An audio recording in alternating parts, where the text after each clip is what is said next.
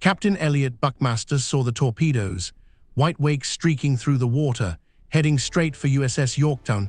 He shouted the order, full reverse, emergency stop, turn the engines, stop the ship, but Yorktown was massive, 25,000 tons. She could not stop instantly.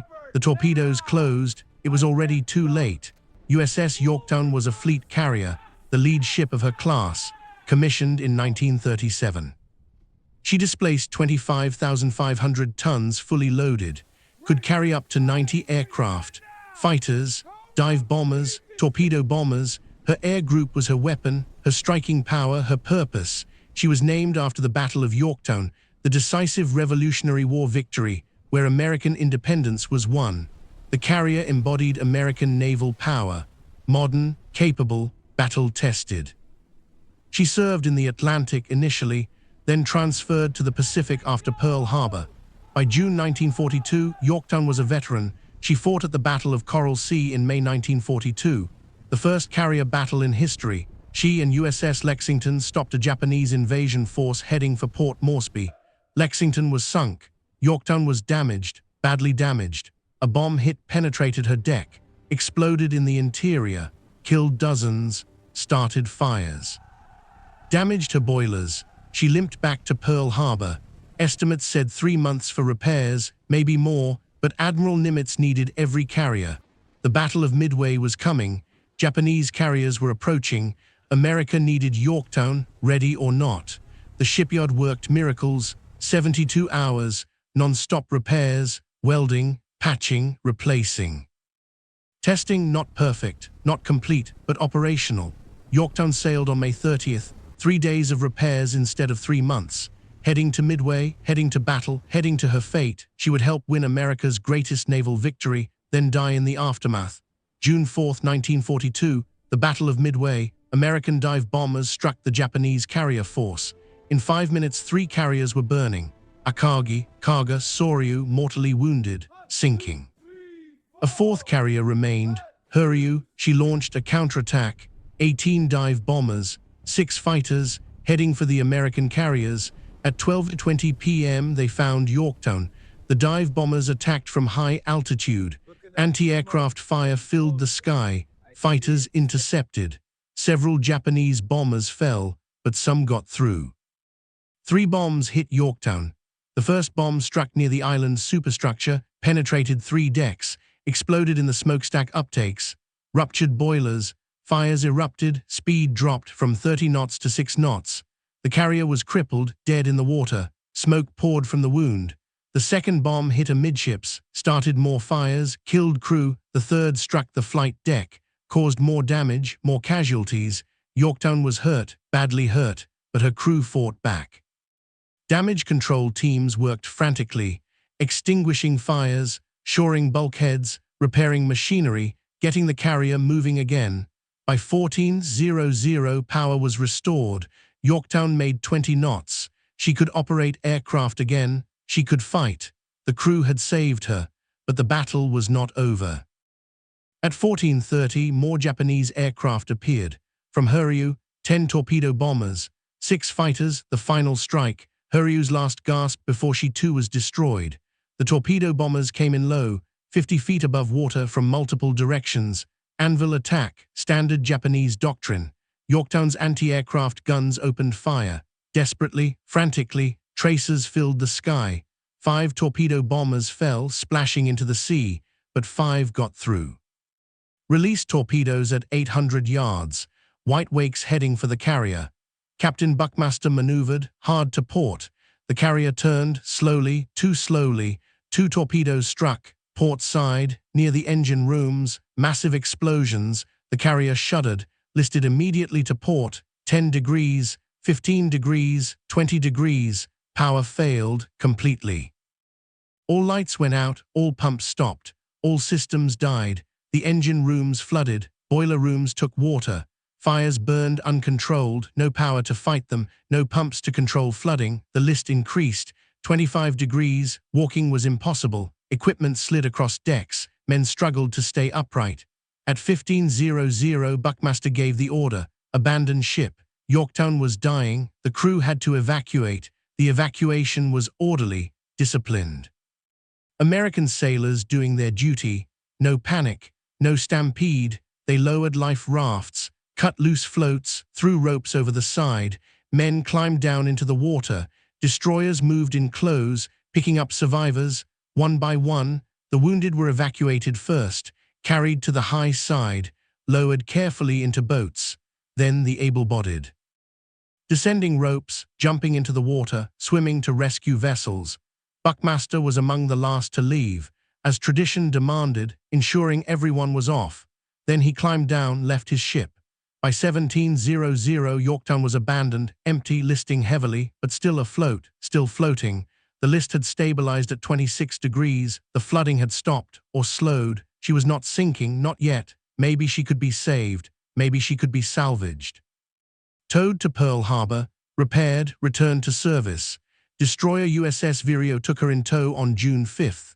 Slowly, carefully, heading east toward Pearl Harbor, salvage teams came aboard, assessing damage, checking stability, working to save her.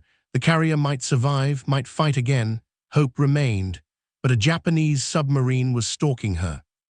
I-168, a Japanese submarine, commanded by Lieutenant Commander Yahachi Tanabe. He was under orders: hunt American carriers, find damaged ships, finish them. On June 6th, he received reports. A carrier was adrift, being towed, northeast of Midway, perfect target, helpless, vulnerable. Tanabe closed in, submerged, silent, slow. The American destroyers were screening, circling the carrier, anti-submarine patrol, sonar pinging, searching, protecting, but Tanabe was patient. Skilled, experienced, he would wait for an opportunity, wait for a gap, wait for his moment. All night he stalked, submerged, following, maneuvering, looking for an opening.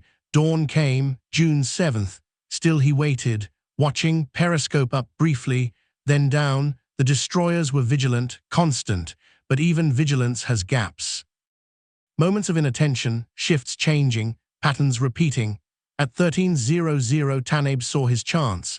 The destroyer screen had opened, just slightly, a gap, leading toward the carrier, toward Yorktown. He maneuvered into position, closing the range. 1,200 meters, 1,000 meters, 800 meters. The carrier filled his periscope. Huge, listing, helpless. He ordered tubes ready, 4 torpedoes, final approach. At 13:30, lookouts on destroyer USS Hammond spotted the periscope. 500 meters from Yorktown, they shouted warnings, alarms sounded. Hammond was tied alongside Yorktown, providing power, assisting salvage. She was vulnerable, exposed. The destroyer tried to cast off, to maneuver, to respond, but there was no time. On Yorktown's deck, Captain Buckmaster was back aboard, with salvage teams, assessing. Planning, working to save his ship. Someone shouted, pointed, periscope, torpedoes incoming. He saw them, white wakes, 4 of them, heading straight at his ship. He shouted the order, full reverse, stop the ship, back the engines, emergency stop. But Yorktown was being towed, not under her own power. The tug could not stop her, could not maneuver her. The massive hull continued forward. Momentum carried her. 25,000 tons does not stop instantly. The torpedoes closed. 400 meters, 300 meters, 200 meters. Men on deck watched helplessly, knowing what was coming, knowing they could not stop it. Some jumped overboard. Others ran for cover, most just stood, watching, waiting. At 13:31, the first torpedo struck, starboard side, near amidships, massive explosion. Then the second, forward. Another explosion. The torpedoes kept coming. It was already too late. 2 torpedoes hit Yorktown, starboard side, massive explosions, water and steel erupted. The carrier shuddered. The list changed, from 26 degrees port to 17 degrees. The counter-flooding from the new damage balanced the old, temporarily, but the new flooding was catastrophic. More compartments breached, more water entering, more damage. The third torpedo missed Yorktown, ran underneath her deep draft, but struck USS Hammond. The destroyer was alongside, tied up. The torpedo hit her amidships, broke her back. The destroyer broke in half. Bow and stern sections lifted. The middle collapsed, disappeared. She sank in 4 minutes, taking 80 men with her. Others were in the water, swimming. But the sinking destroyer's depth charges went off. Underwater explosions, killing men in the water, a horrible death, crushed by shockwaves. On Yorktown, the salvage team scrambled. This was too much damage, too much flooding. The carrier was finished. They had to evacuate. Again, abandoned ship. Again, men climbed down ropes, jumped into the water. Destroyers rescued them, pulled them aboard. Buckmaster left again, watching his ship die, unable to save her. The fourth torpedo missed, ran past Yorktown. Lost in the ocean, Yorktown refused to die quickly. She floated through the night, June 7th into June 8th. Listing, flooding, burning, but floating. The crew watched from destroyers, hoping, praying, maybe she would survive, maybe the list would stabilize. Maybe pumps could control the flooding, maybe she could be saved, but slowly, inevitably, the list increased, 20 degrees, 25 degrees, 30 degrees. Water continued entering, flooding more compartments, air escaped, buoyancy decreased. The carrier settled lower. The flight deck edge touched water. Waves lapped over. The list passed the point of no return. At 05:00 a.m. on June 8th, the end came. Yorktown rolled onto her side, the flight deck vertical. The island's superstructure horizontal. She paused, seemed to hesitate, then the bow dipped. The stern rose, propellers lifted clear of the water. The carrier stood nearly vertical. Then she slid forward, into the depths, into 5,000 meters of water. She was gone. The destroyers watched silently. Sailors stood at attention, saluting. Honoring their ship, she had fought, survived bombs, survived torpedoes once, almost survived twice. But the ocean claimed her. 141 men died with Yorktown. Most were killed in the bomb attacks on June 4th, crushed by explosions, burned by fires. Others died in the torpedo attack on June 4th. More died when I-168 struck on June 7th. Some were from the salvage teams, caught aboard when the torpedoes hit, unable to escape, going down with the ship. USS Hammond lost 80 men, killed when she broke in half, when depth charges exploded, when the ocean took her in 4 minutes.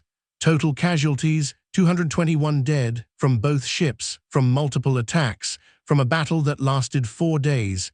Captain Buckmaster survived, but he carried guilt. His ship was lost. His men were dead. He had given the order. Full Reverse tried to save her, but it was too late. The torpedoes hit. Nothing could have stopped them. He knew that intellectually, but emotion does not follow logic. The survivors were traumatized. They had fought so hard, saved the ship once, almost twice. But the ocean won, the enemy won, their ship was gone. Yorktown helped win the Battle of Midway, America's greatest naval victory. 4 Japanese carriers destroyed, Akagi, Kaga, Soryu, Hiryu. Japan's elite carrier force annihilated. The turning point of the Pacific War. After Midway, Japan never regained the initiative, never recovered carrier strength, never dominated again. Yorktown's aircraft participated in the decisive attack. Her dive bombers struck Japanese carriers, contributed to their destruction. Her sacrifice was not in vain. The battle was won, Japan was stopped. The war would continue, but momentum had shifted. America was ascending, Japan was declining, but victory came at a cost. Yorktown lost, 141 men dead, a fleet carrier destroyed, irreplaceable experience lost. Trained aircrew, skilled sailors, officers, engineers, all gone. The victory was real, but the loss was painful. Yorktown was a veteran, a proven fighter. Her loss hurt, strategically.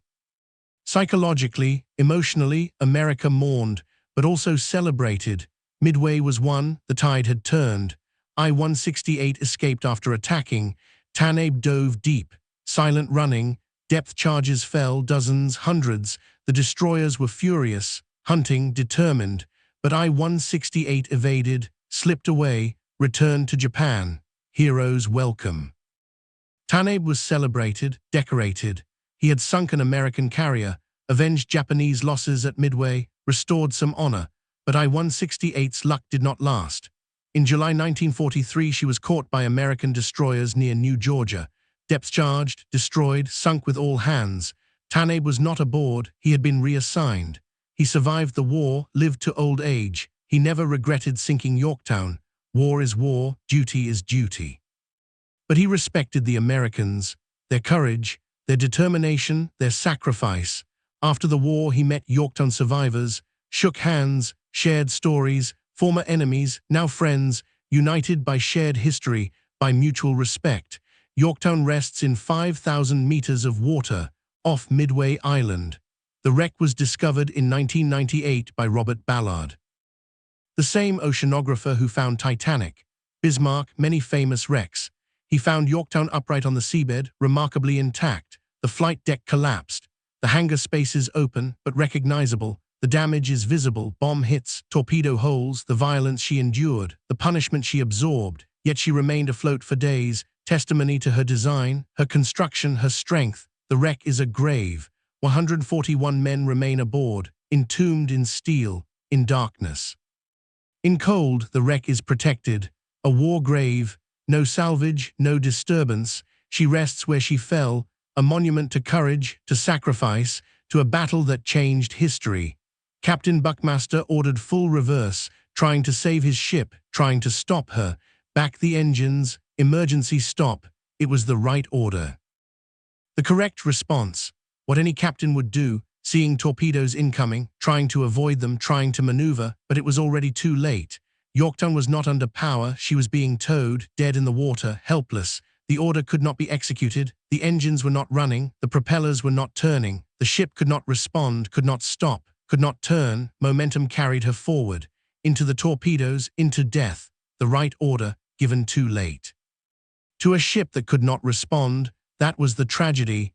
Buckmaster did everything right, but circumstances defeated him, physics defeated him, timing defeated him. The order was correct, but irrelevant, already too late. He ordered full reverse. Captain Buckmaster saw the danger, recognized the threat, gave the correct command, tried to save his ship. But USS Yorktown could not respond, could not stop, could not escape. The torpedoes struck, the carrier died.